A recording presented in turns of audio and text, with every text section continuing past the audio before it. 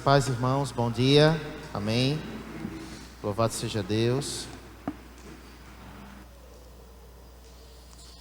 Quero convidá-los a abrir o texto sagrado, palavra de Deus, Romanos no capítulo 10, a partir do verso 1. Romanos capítulo 10, a partir do verso 1. Nós estamos com a incumbência hoje pela manhã de iniciarmos o capítulo 10. Nós vamos conversar um pouquinho acerca da escrita do apóstolo Paulo a partir neste capítulo, aliás. E vamos pensar um pouquinho também, irmãos, naquilo que nós temos como conteúdo aqui no capítulo 10, tendo em vista daquilo que nós acompanhamos nos últimos domingos, sobretudo no capítulo 9, o capítulo 9, que é um capítulo muito robusto. Capítulo 9, ele foi dividido inclusive em mais de uma pregação. O pastor Jamerson, no domingo passado, pregou a parte 2, né? Teve como tema soberania de Deus na salvação do homem, se eu não me engano esse é o tema, a parte 2. E se o capítulo 10, ele conversa sobre a questão da eleição divina, nós já nos deparamos se o capítulo 9 conversa sobre uma questão sobre a eleição divina, e o propósito de Deus com essa eleição divina, no capítulo 10, nós já nos deparamos com uma ênfase acerca da responsabilidade do homem. No domingo passado o pastor James apresentava até um livreto para os irmãos, e às vezes a gente tem muita dificuldade de lidar com uma questão como a soberania de Deus e sobre a responsabilidade do homem. Obviamente não é o tema principal desta manhã, mas nós vamos lidar com algumas questões que estão em torno disso. Então, Romanos no capítulo 10. Nossa proposta de exposição é do versículo 1 ao versículo 4. Versículo 1, nossa versão, a NAA. Então, convido os irmãos a acompanharem comigo, capítulo 10, verso 1. O texto sagrado diz assim: Irmãos, o desejo do meu coração e a minha súplica a Deus em favor deles é para que sejam salvos.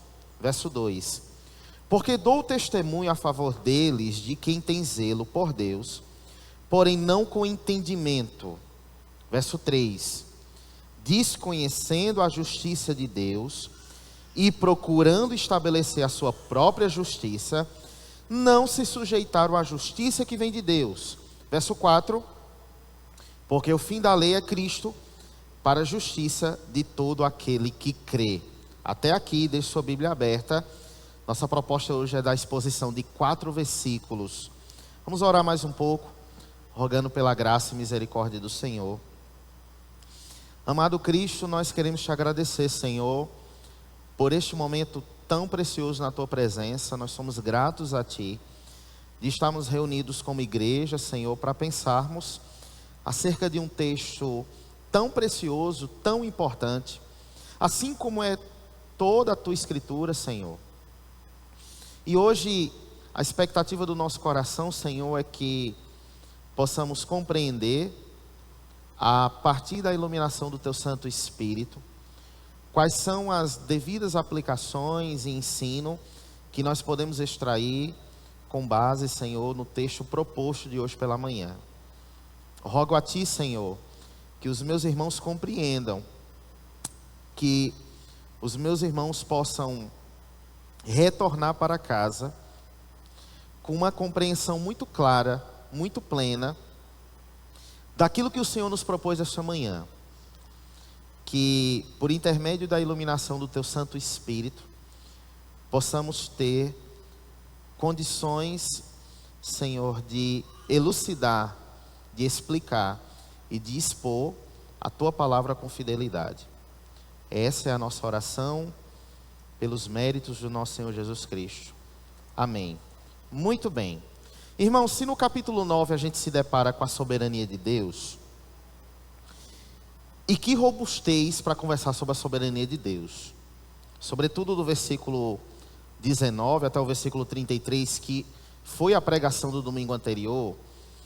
a gente se depara da maneira como Deus ele é soberano. E Deus é soberano em todas as instâncias de ações possíveis que a gente pode catalogar que existe no universo.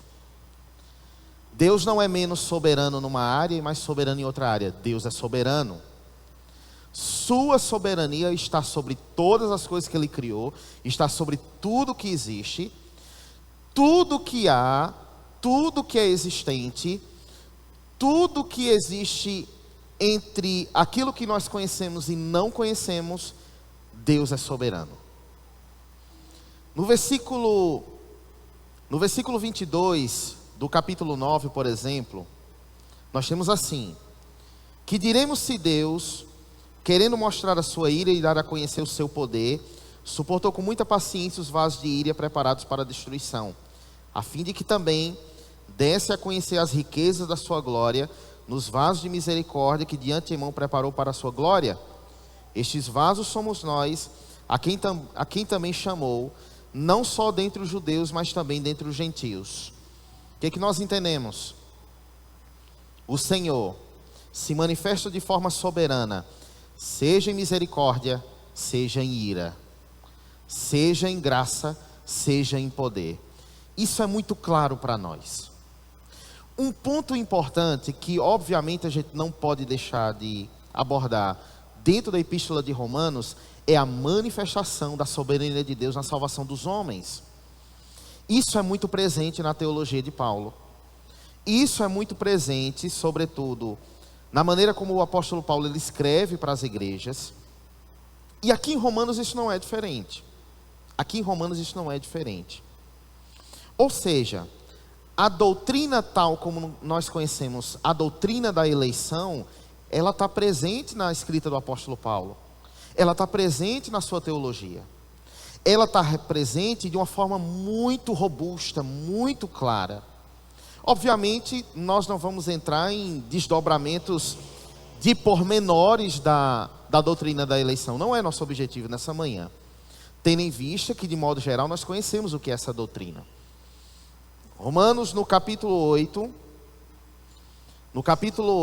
versos 29 e verso 30, nós temos uma compreensão acerca da completude da obra de Deus na vida do regenerado e como que a doutrina da eleição se aplica nesse processo.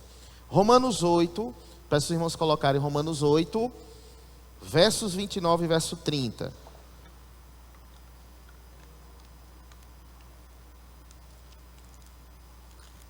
Romanos 8, verso 29, verso 30. Pois aqueles que Deus de antemão conheceu, Ele também predestinou para serem conformes à imagem de seu Filho, a fim de que Ele seja o primogênito dentre os irmãos. Aí olha a completude da obra de Deus. Verso 30.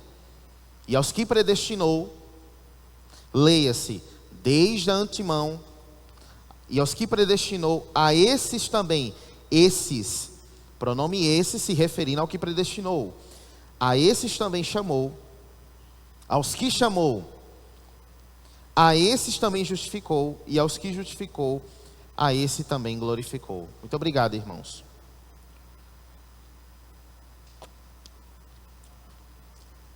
É muito claro para nós a soberania de Deus, e a manifestação da soberania de Deus, tomando como ponto de partida a doutrina da eleição.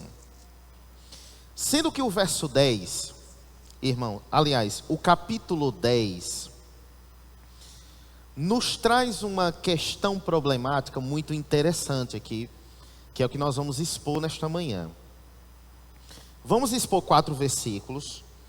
Esses 4 versículos nos trazem aqui na verdade, uma ideia do que o apóstolo Paulo, tomando como ponto de partida sobre salvação, e tomando como ponto de partida a relação da salvação, o entendimento sobre salvação, como é que ele se aplica, por exemplo, dentro de irmãos, dentro de pessoas que tinham uma compreensão religiosa ainda presa ao judaísmo. Ou seja, a rudimentos religiosos da antiga aliança. E o apóstolo Paulo, ele começa o capítulo 10, no verso 1, dizendo irmãos. Ou seja, o apóstolo Paulo, na verdade, ele está se referindo diretamente a pessoas. Ele está sendo específico aqui. E nós entendemos quem são esses irmãos quando a gente volta um pouquinho no capítulo 9. E no capítulo 9, a partir do verso 3, pedi aos irmãos para colocarem. Capítulo 9, a partir do verso 3. O apóstolo Paulo diz: porque eu mesmo desejaria ser amaldiçoado, separado de Cristo, por amor de quem? De meus irmãos. Olha o que o apóstolo Paulo fala: de meus compatriotas segundo a carne. Aí nós vamos entender no verso 4 quem são esses compatriotas segundo a carne que ele está se referindo. Verso 4: são israelitas, a eles pertence a adoção, assim como a glória, as alianças, a promulgação da lei, o culto e as promessas. Muito bem, obrigado, irmãos. São a esses que o apóstolo Paulo começa, irmãos, no versículo 1 do capítulo 10. E a gente vai pensar um pouquinho. É claro que nós já conhecemos um pouco da biografia do apóstolo Paulo. Eu acho que nas pregações do pastor Janos a gente pode dizer que não compreende alguma coisa, mas que não lembra da biografia do apóstolo Paulo é muito difícil. Porque nas suas pregações, sobretudo das suas epístolas, é muito difícil elementos da biografia do apóstolo Paulo não aparecer na sua pregação. Nós conhecemos um pouco da biografia do apóstolo Paulo. E nós sabemos que por que ele fala que são meus compatriotas na carne. Por que eles são irmãos e são israelitas. E interessante aqui a maneira como o apóstolo Paulo também se refere no capítulo 9, quando diz: a eles pertence a adoção, assim como a glória, as alianças, a promulgação da lei, o culto e as promessas.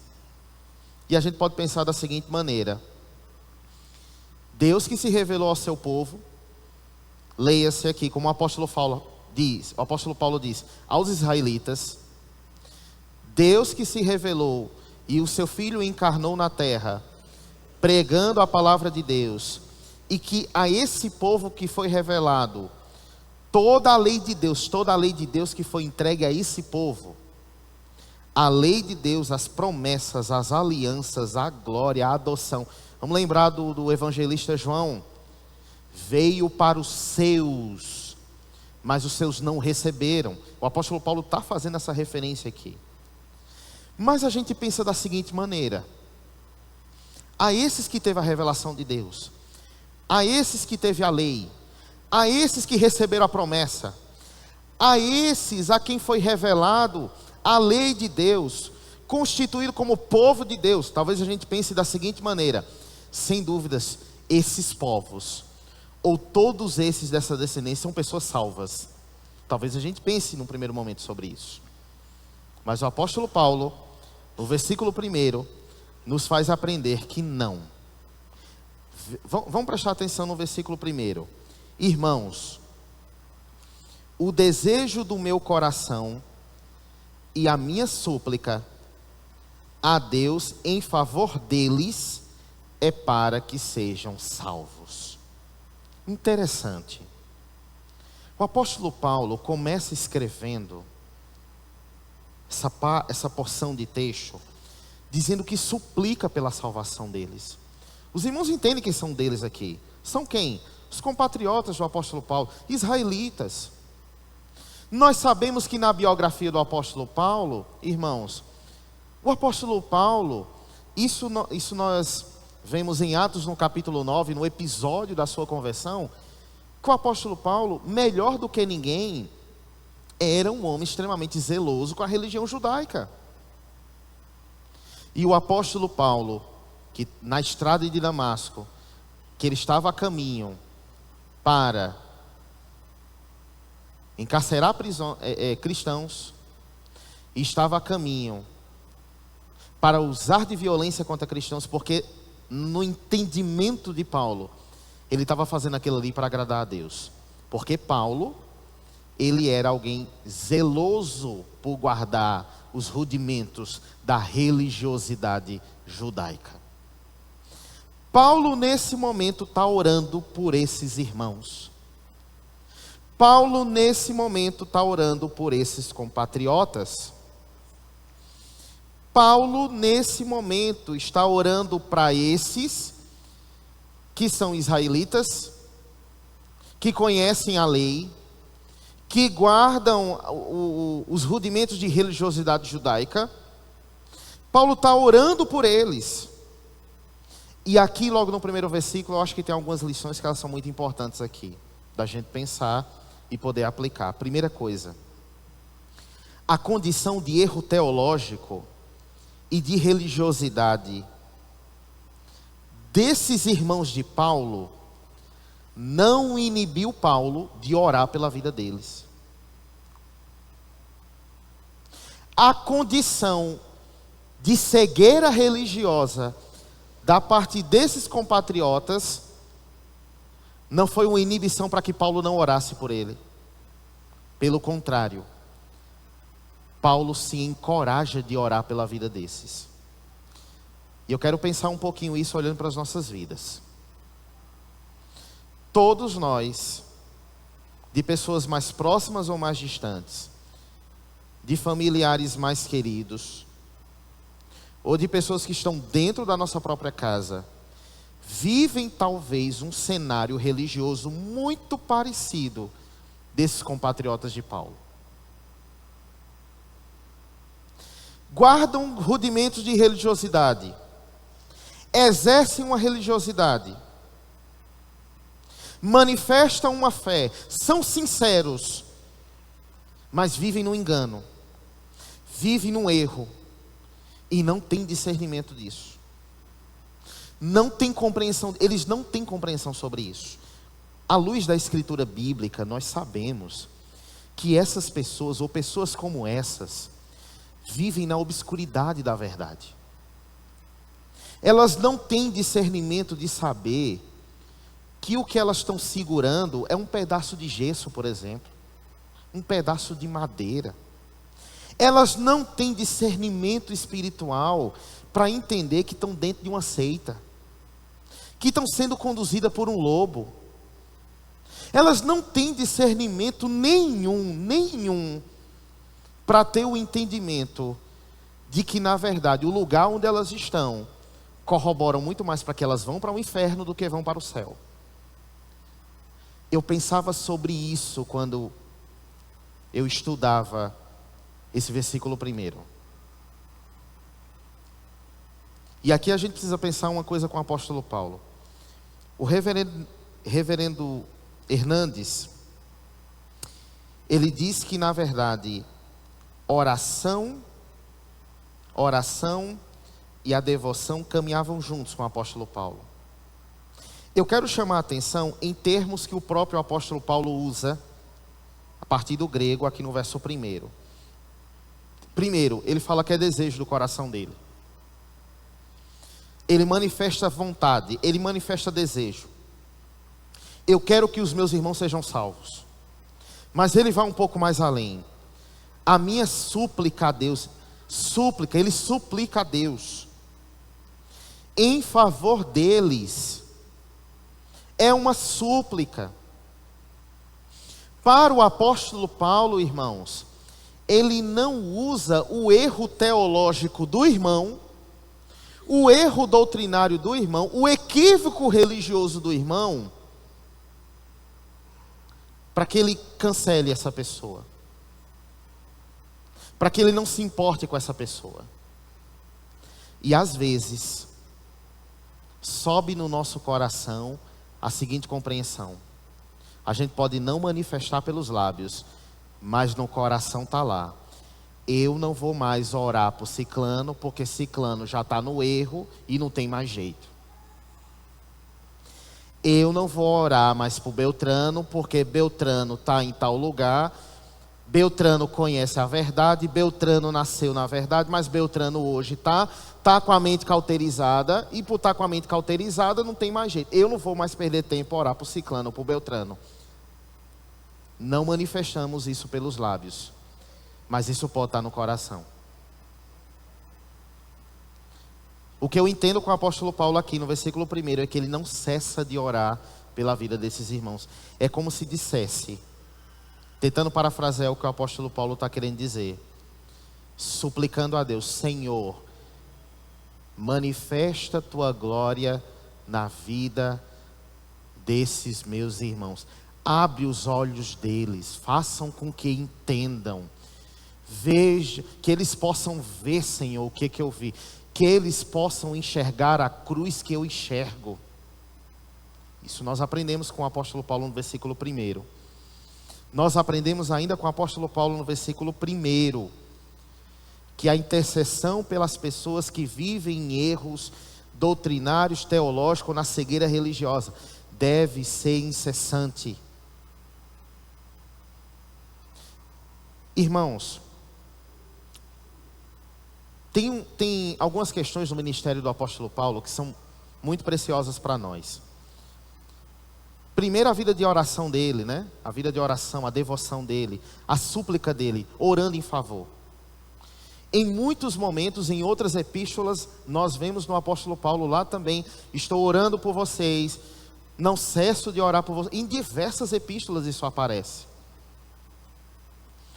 O amor do apóstolo Paulo pelos seus irmãos, a súplica do apóstolo Paulo pelos seus irmãos, tem a ver com a manifestação de piedade no coração dele. Uma coisa que a gente precisa aprender, e a gente tem que guardar no nosso coração de uma forma bem preciosa.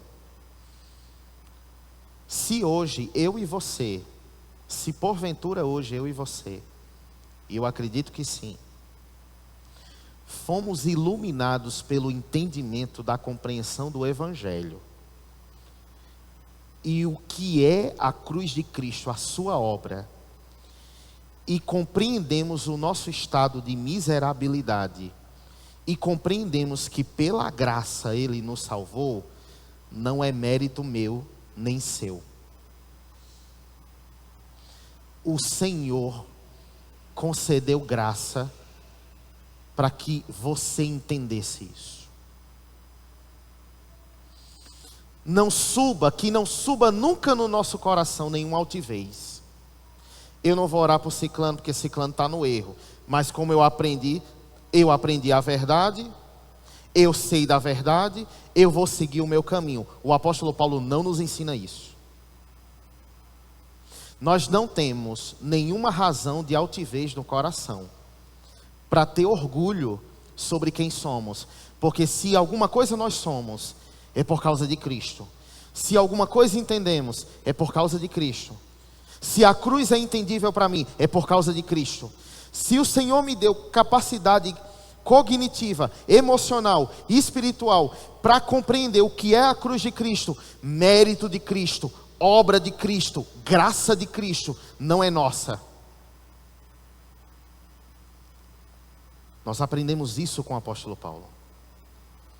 Outra coisa que nós aprendemos com o apóstolo Paulo, a gente pode até pensar da seguinte maneira: Leandro, no capítulo 9, não só no capítulo 9, mas na teologia paulina, é muito clara a soberania de Deus na salvação dos homens. Sim.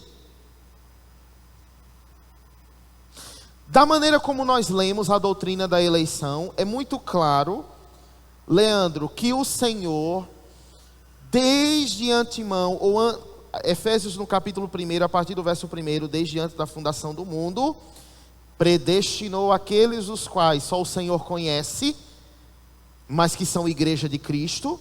Verdade, Leandro? Verdade. Leandro, não seria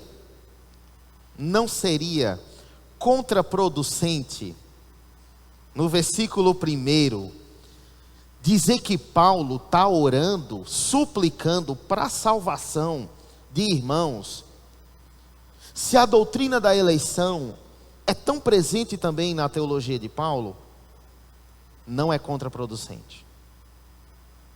Porque em nenhum momento a doutrina da eleição não deixa de nos encorajar a orar e a evangelizar, de forma nenhuma. Primeiro lugar, evidentemente, a Bíblia é muito clara, nós não temos dúvida sobre isso, de que a humanidade, nem todos serão salvos, mas de forma nenhuma. A Bíblia é muito clara, irmãos. Mas aí, às vezes, são levantados argumentos que, no meu modo de ver, são argumentos errôneos. Dizer o seguinte: se eu creio que o Senhor tem sua igreja, e que Ele predestinou desde antemão aqueles que serão salvos, eu não devo orar nem evangelizar. A palavra de Deus em nenhum momento encoraja a isso. Primeiro lugar, quem tem acesso a conhecimento de quem é a igreja de Cristo? Só o próprio Cristo. Meu papel e minha incumbência, e isso é uma normativa bíblica, é que eu prego o Evangelho, usando os elementos da parábola do semeador. Deus nos chamou para distribuir as sementes. Eu não tenho controle sobre os solos que ela caem.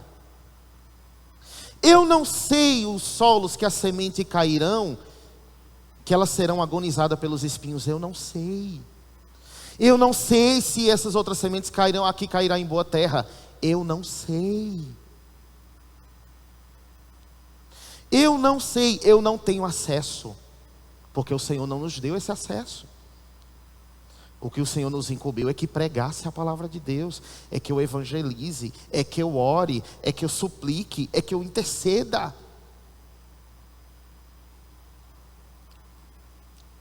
A doutrina da eleição não é para nos colocar num lugar de acomodação espiritual e dizer: se eu compreendi que o Senhor me salvou, eu não preciso me preocupar com mais nada. A doutrina da eleição, ela é, na verdade, uma doutrina que ela enche o nosso coração de convicção e de segurança em quem nós somos em Cristo.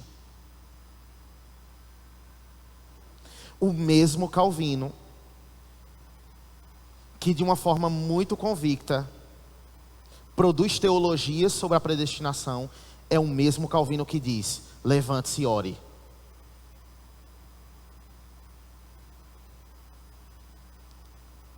É muito claro isso no versículo 1 para mim. É muito claro a maneira como o amor do apóstolo Paulo por esses irmãos, mesmo no erro, mesmo no zelo religioso, mesmo no engano religioso, o coração do apóstolo Paulo suplica pela salvação deles. Muito interessante a gente perceber no versículo 2, como é que o apóstolo Paulo, ele vai nos apresentar, ou talvez até justificar nesse versículo 1, quando diz assim: porque dou testemunho a favor deles, de que tem zelo por Deus. Irmãos, olha o que o apóstolo Paulo está nos dizendo. O que nós entendemos aqui? Isso é uma questão muito interessante. Existe muita gente boa, sincera, no engano religioso, que, de novo, não tem discernimento, estão com a mente obscurecida. Meus irmãos, há pessoas que há 20, 30, 40 talvez, estão servindo com sinceridade numa seita, mas tem sinceridade, tem dedicação, tem zelo, tem amor, mas não tem. Olha o que o apóstolo Paulo, no final do verso 2, vai dizer: porém, não com entendimento. Vamos pensar um pouquinho nesse versículo 2. Irmãos, talvez a pergunta que a gente precise fazer é o seguinte: por que, sendo Israel o povo escolhido por Deus, povo escolhido por Deus, a gente leu 9, versículo 4, né? A ele, olha o que o apóstolo Paulo diz, vou ler novamente esse versículo. A eles quem? Os israelitas, pertence à adoção, escolhido como povo de Deus. A glória, a aliança, promulgação da lei, o culto, as promessas, os patriarcas, deles, irmãos, veio a descendência do Cristo. A gente pensa assim, Leandro, eles são o povo de Deus, são o povo de Deus. Aí a pergunta, por que Paulo está orando por eles, pastor Jorge, dizendo que eles são incrédulos? Vamos pensar um pouco. Cristo veio da descendência deles, Deus escolheu eles, a eles vem o culto, as promessas, e Paulo está orando por eles, porque Paulo está chamando eles de incrédulos, pela forma que a gente entende aqui. Por que que isso acontece? Primeiro, porque eles têm zelo por Deus, guardavam a lei, faziam as dietas, participavam das festas, mas o zelo não tinha entendimento. Meus irmãos, eu não sei se na experiência de fé dos irmãos acontece alguma coisa similar como acontece comigo. Em que sentido, Leandro? Quando nós estamos nos nossos cultos públicos, nossos cultos solenes, escola bíblica, culto de ceia, qualquer culto, para mim, tudo é muito entendível o que acontece. O que eu quero dizer que é tudo muito entendível? Por que que nós temos a ceia como um ato memorial? É entendível para mim. Por que nós temos uma liturgia da forma como nós temos? É entendível para mim. Por que que alguns louvores ou músicas que fazem parte do mercado gospel evangélico, por que que essas músicas não são cantadas aqui? É entendível para mim. Quando eu falo que é entendível para mim, eu não estou transformando minha experiência de fé num ato racionalista. Eu não estou. Eu creio plenamente na manifestação espiritual de Cristo na igreja. Eu não estou sendo racionalista. Eu estou falando que é entendível para mim, porque tudo que acontece no ato litúrgico público é biblicamente compreensível para mim.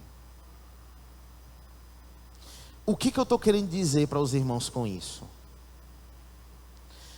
O fato de nós termos entendimento de em quem nós cremos, por que nós cremos e para que cremos, isso não torna ninguém frio na fé.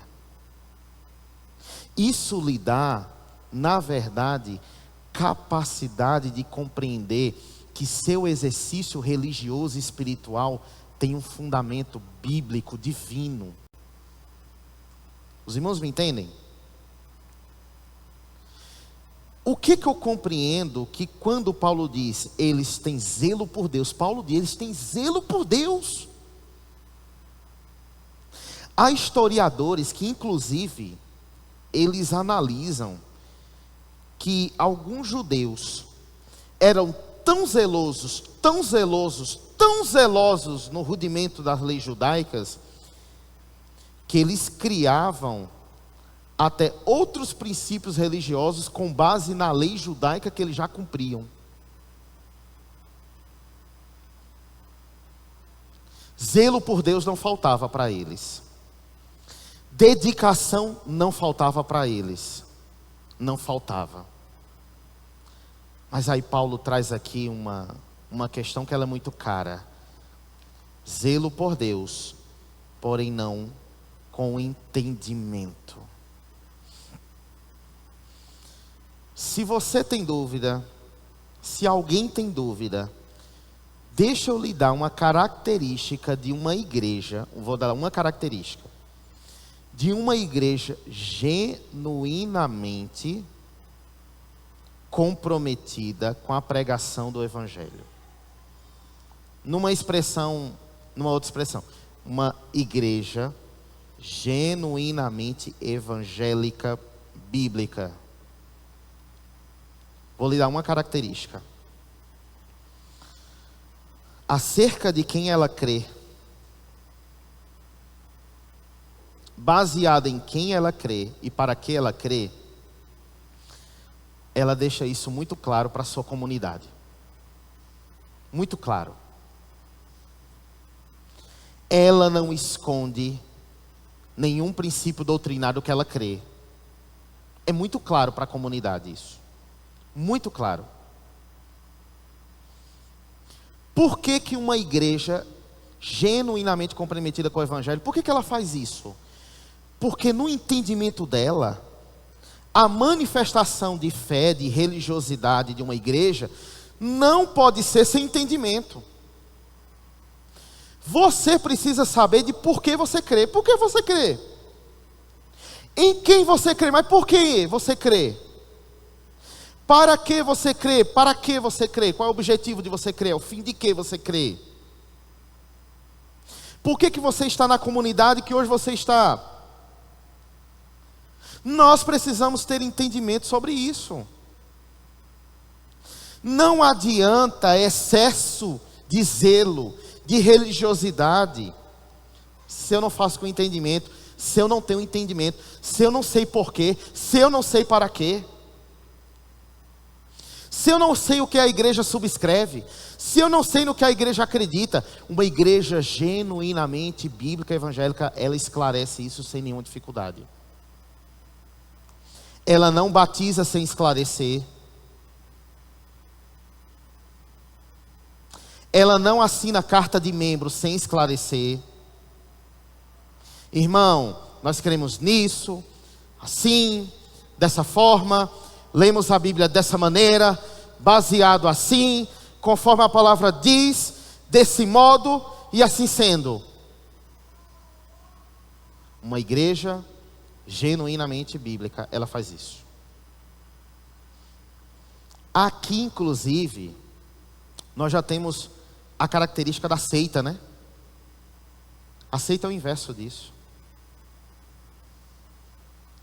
Na seita, as coisas não são esclarecidas.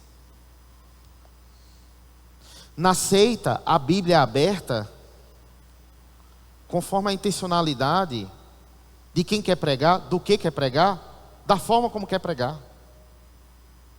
Numa igreja genuinamente bíblica, quem fala é Cristo no púlpito. Porque quem vai expor o texto vai ter que expor com fidelidade. É o que o texto diz, não é o que a pessoa diz. Na seita não. É o que o líder diz, usando a Bíblia como respaldo.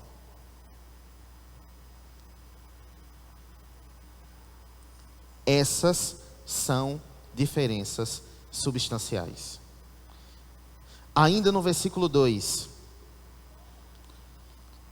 Paulo evidencia sinceridade por parte dos judeus. Eles se mostravam dedicados, religiosos e zelosos, mas eles não possuíam entendimento acerca da sua fé. Quando a gente analisa essa questão da sinceridade, tem um outro ponto muito importante. Sinceridade não salva ninguém. Ninguém vai estar no céu porque é sincero. Ninguém estará no céu, irmãos, porque serviu com sinceridade. Entenda, serviu com sinceridade nesse sentido de religiosidade. A sinceridade tem que existir, obviamente, mas no sentido que Paulo está falando aqui, é usar a sinceridade como pressuposto final para justificar a minha fé.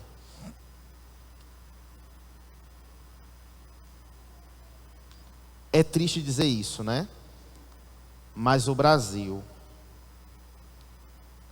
é um dos países que há mais pessoas no neopentecostalismo, e muitas dessas pessoas são sinceras, são zelosas, servem com tanto amor onde elas estão, mas infelizmente sem entendimento.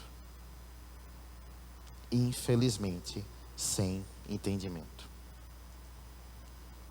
Irmãos, uma verdade: zelo sem entendimento é fanatismo. Zelo sem entendimento, ele é fanatismo. Ele é fanatismo. Biblicamente, é muito claro que não só do apóstolo Paulo, mas os irmãos podem perceber nas epístolas de Pedro, de Paulo, de João, como eles são preocupados com a saúde doutrinária de uma igreja. Os conselhos de Paulo a Timóteo: meu filho, parafraseando Paulo, permanece no que tu aprendeste, guarda a sã doutrina, porque ela te dará vida. O que Paulo está querendo dizer? Meu filho, continue caminhando no entendimento, tem entendimento. Você vai cantar, o que você canta, canta com entendimento. Você vai ouvir um sermão, você escuta o sermão com entendimento.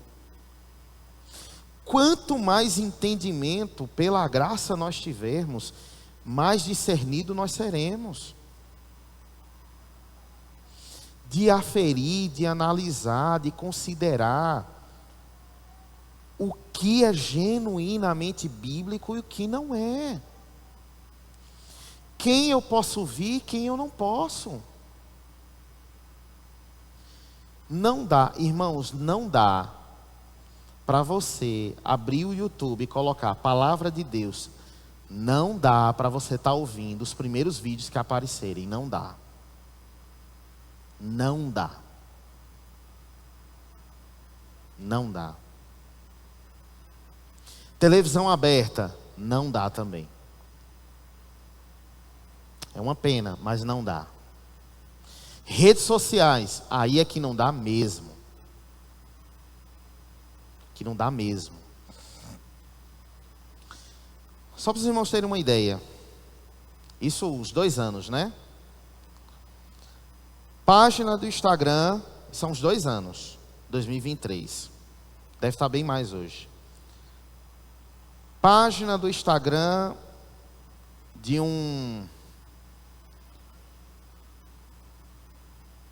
esqueci a expressão. Um comunicador famoso gospel. Comunicador. Eu não acho que ele é evangelista. Eu acho que ele é talvez um comunicador. 15 milhões de seguidores. Um dos mais famosos do Brasil. Deve estar muito mais. 15 milhões de pessoas acompanham os conteúdos desse rapaz. Reverendo Hernandes Dias Lopes. Independente de pressuposto teológico, tradição evangélica, podemos dizer que estaria entre um dos pregadores mais respeitados midiaticamente do Brasil como um pregador sério. 1,5 milhão.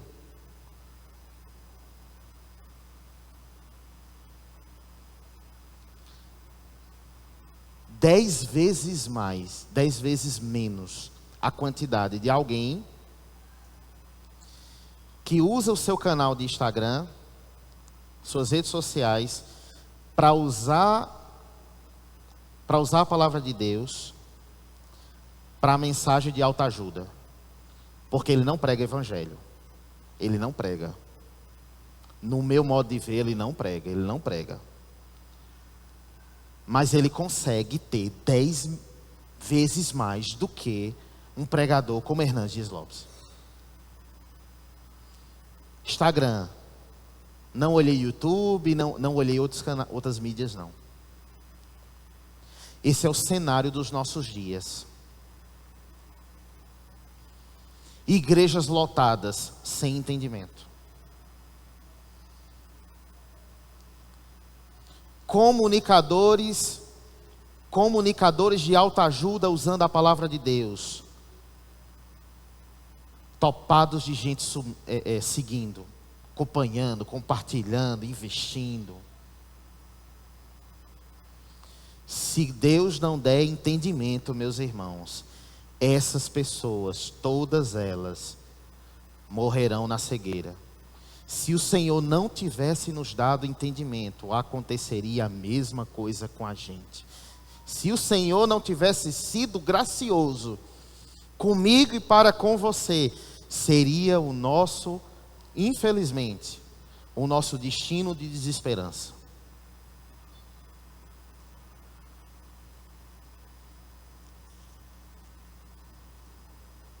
O que nós entendemos a partir do apóstolo Paulo?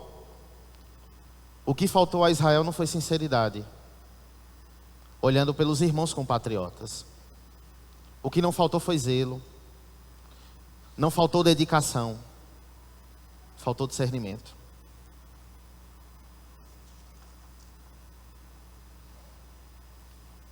Irmãos, e sabe o que é interessante?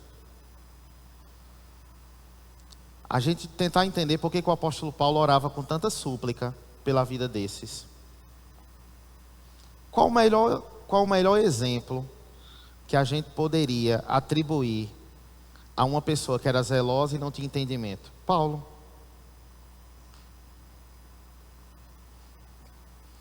Por motivação de agradar a Deus, ele açoitava, forçava cristão a blasfemar e encerrava na prisão. E para Saulo, ele estava agradando a Deus.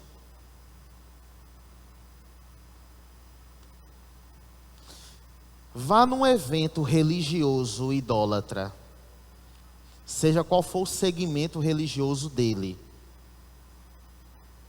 Um evento religioso idólatra.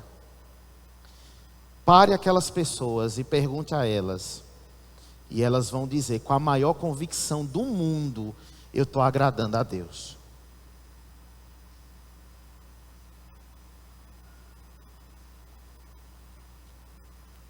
Eu estou agradando a Deus. Eu estou servindo a Deus. Eu estou indo para o céu.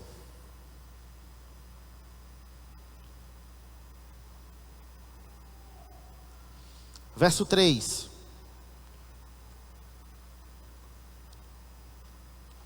Desconhecendo a justiça de Deus.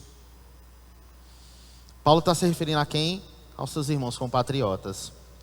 Desconhecendo a justiça de Deus e procurando estabelecer a própria justiça, não se sujeitaram à justiça que vem de Deus. Irmãos, a responsabilidade do homem também é um pressuposto muito importante. Paulo diz aqui de uma forma muito clara que existe ignorância por parte dos judeus acerca do verdadeiro caminho da salvação. E tem uma coisa que a gente tem que ficar muito claro aqui para a gente entender: justiça de Deus e justiça própria não se harmonizam. Ou uma pessoa, ela está de acordo com a justiça de Deus, ou ela está dentro de uma justiça própria.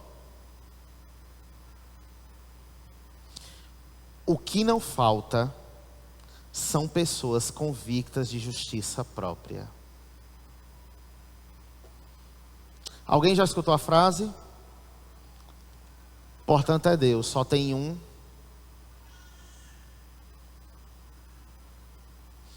Eu faço o meu, porque eu sei quem é meu Deus.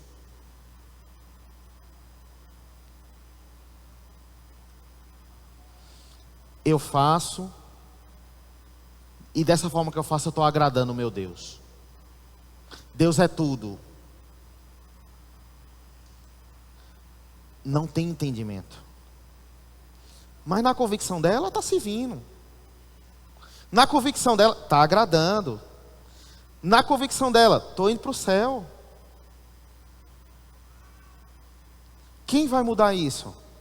Só o Espírito Santo de Deus pode mudar isso. Interessante Paulo dizer que porque suplica, né? Se Deus não mudar o coração, irmão. Se Deus não der graça, se Deus não der iluminação. Detalhe: os judeus não estavam sendo culpados não só pela ignorância, mas pela rebeldia e pela obstinação. Sabe por quê?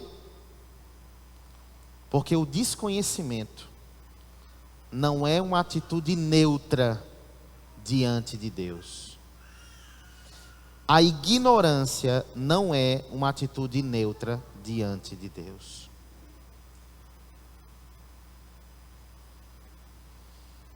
Ou morre-se no engano,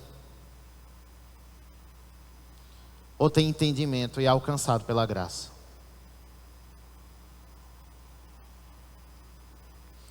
Reverendo Hernandes Dias Lopes,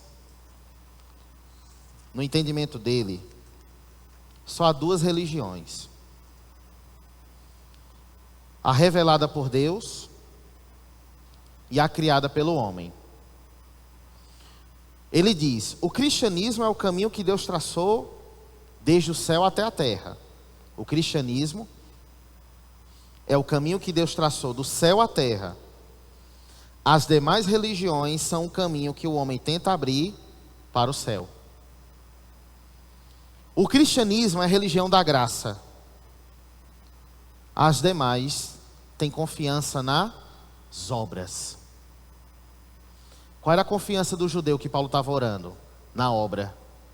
Eu guardo a lei, eu sou salvo. Eu sirvo com zelo, eu sou salvo.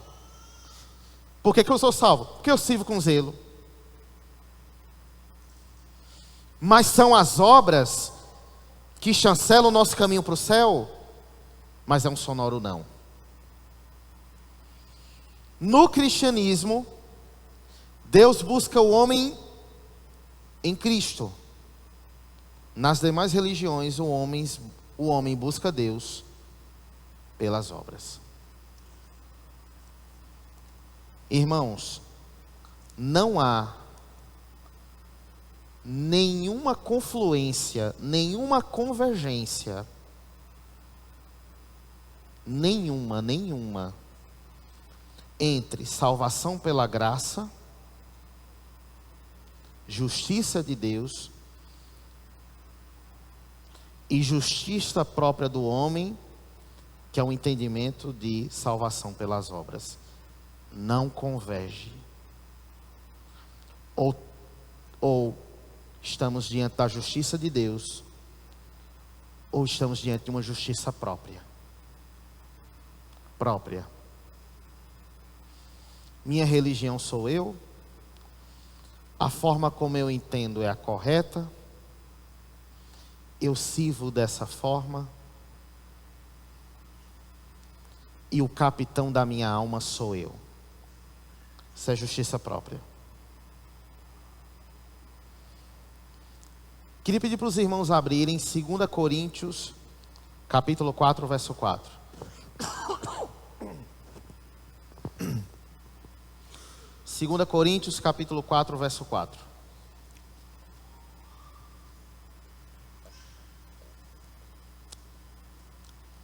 Nos quais o Deus deste mundo cegou o entendimento dos descrentes, para que não lhes resplandeça a luz do Evangelho da glória de Cristo, o qual é a imagem de Deus. Obrigado, irmãos. Isso aqui é o que Paulo está escrevendo para os coríntios, dizendo que o Deus desse século cegou o entendimento do homem. E aqui, irmãos, eu queria que a gente guardasse algo muito importante aqui nessa exposição. A falta de conhecimento da verdade é um mecanismo do diabo para cegar o entendimento dos incrédulos.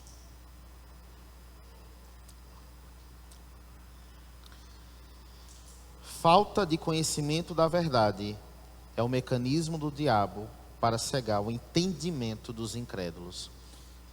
Irmãos, depois leia em casa com muita calma, faça esse exercício.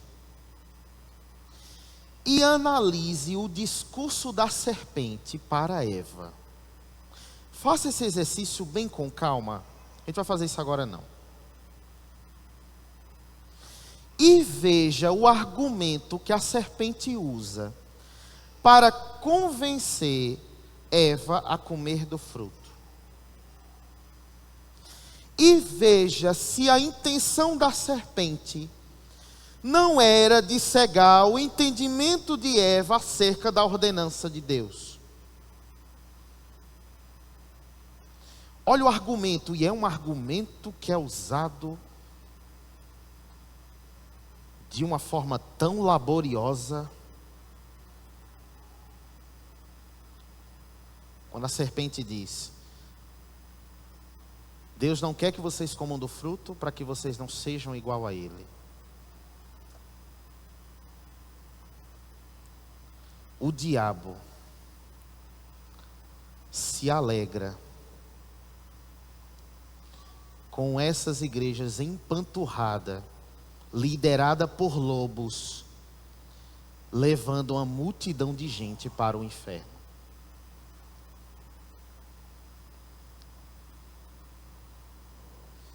Versículo 4, para nós encerrarmos. Porque o fim da lei, interessante, né? Paulo falando sobre a lei, porque estava se referindo aos seus compatriotas. Porque o fim da lei é quem, irmãos? É Cristo. Para a justiça de todo aquele que crê. Irmãos, essa expressão fim, tá? Ela geralmente pode ser entendida em 3 sentidos. Do grego é a palavra telos, que ela pode estar com a ideia de cumprimento, né? Comprimento é medida, né? Cumprimento é cumprir, né? Pode dar a ideia de cumprimento. Segundo, pode dar a ideia de alvo. E terceiro, pode dar a ideia de término.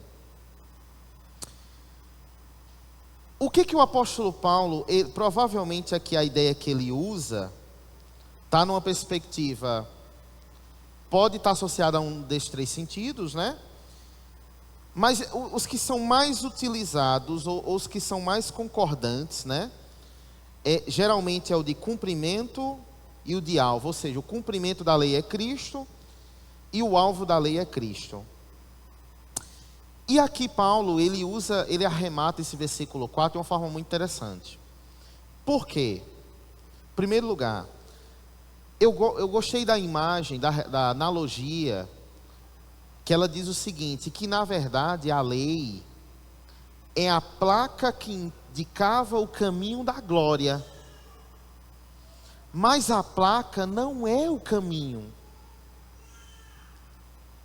Ou seja, a lei em momento nenhum pode oferecer justificação. Mas a lei é o que conduz o pecador ao Salvador que justifica. A placa em si, a lei em si, não é o caminho, é a indicação do caminho. Ali está Cristo, a função da lei. Ali está Cristo, o Salvador. Ou seja, o que o apóstolo Paulo tem essa súplica de oração para que esses irmãos sejam salvos, é que eles ainda estavam obscurecidos por uma compreensão equivocada, presente ainda na antiga aliança. Eles deveriam ver a placa e seguir o caminho da placa, não entender que a placa é o caminho. Guardavam a lei, mas não tinha justificação em Cristo, da lei que aponta para o Salvador, mas eles não iam para o Salvador, ficaram na lei.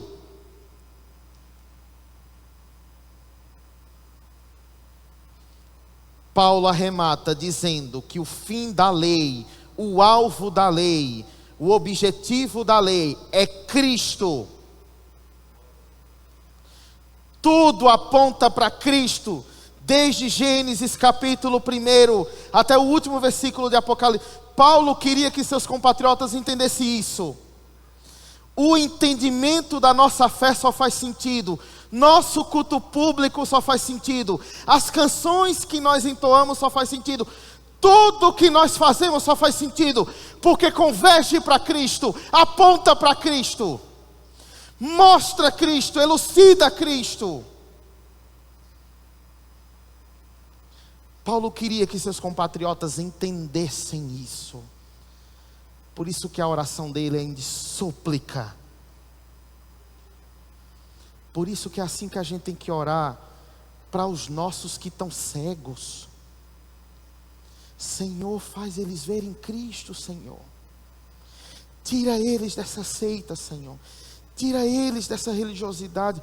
Tira eles, Senhor, dessa incredulidade, porque só o Espírito Santo pode fazer isso. Para encerrar,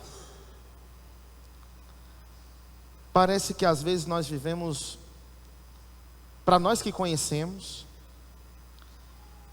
para nós que foi dada a iluminação do Evangelho, precisamos ter cuidado com a outra coisa também. Porque nós não podemos ter muito entendimento e pouco zelo. O tanto que eu conheço de Cristo precisa convergir com a minha devoção a Ele. Eu não posso conhecer muita teologia e ter pouco testemunho de crente, pouca fé, pouca piedade. Se os judeus erraram por zelar demais e não entenderem, nós não podemos entender muito e devotar pouco.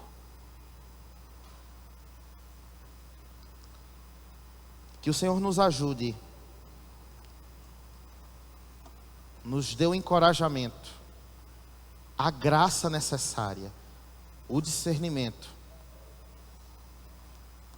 e a condição de nós orarmos por aqueles que podem hoje zelar muito, mas que infelizmente estão num caminho de enganação.